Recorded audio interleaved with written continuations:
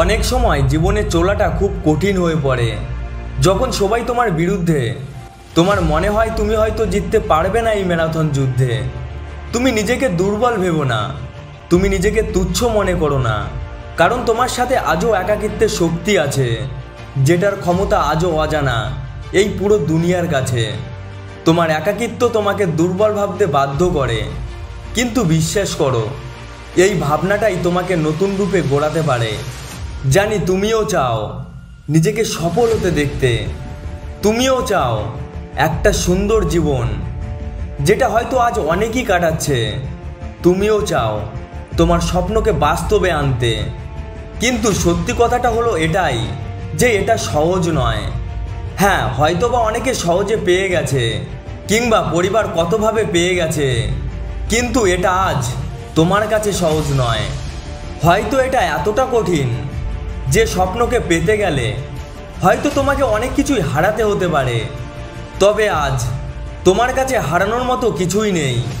না আছে তোমার প্রিয় মানুষ তোমার সাথে, না আছে আপনজন, নাই বা রয়েছে অঢেল অর্থ।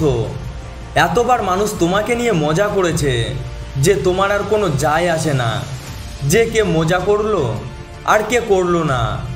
আর তাই তো তুমি অন্যদের থেকে আজ অনেক বেশি শক্তিশালী। তোমার মধ্যে আজ না হারার ভয় আছে, না হারাবার। আমি শিখেছি আজ একাই জীবনে লড়তে, আর তাই আমি নির্ভর। আমি তৈরি করেছি আমার নিজের মনোবল, যেটা কেউ কোনোদিন ভাঙতেও পারবে না। কারণ আমি একাই লড়েছি যখন আমার সাথে কেউ ছিল না, আর সেটা থেকেই আমি শিখেছি পেরোতে সকল যন্ত্রণা। সেই সমস্ত কষ্টের জন্য আজ আমি প্রবল, সেই সমস্ত বাধা বিপদের জন্যই আজ আমি নিজেকে এই পর্যায়ে নিয়ে আসতে পেরেছি, যেটা অন্যরা শুধু স্বপ্নই দেখে। যখন কেউ ছিল না আমার সাথে, আমি থেকেছি সকল আঘাত প্রতিঘাতে।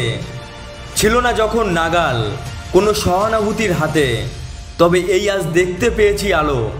গুছিয়ে দিয়েছি যত সমস্যার আধার, আলো আজ দেখো তো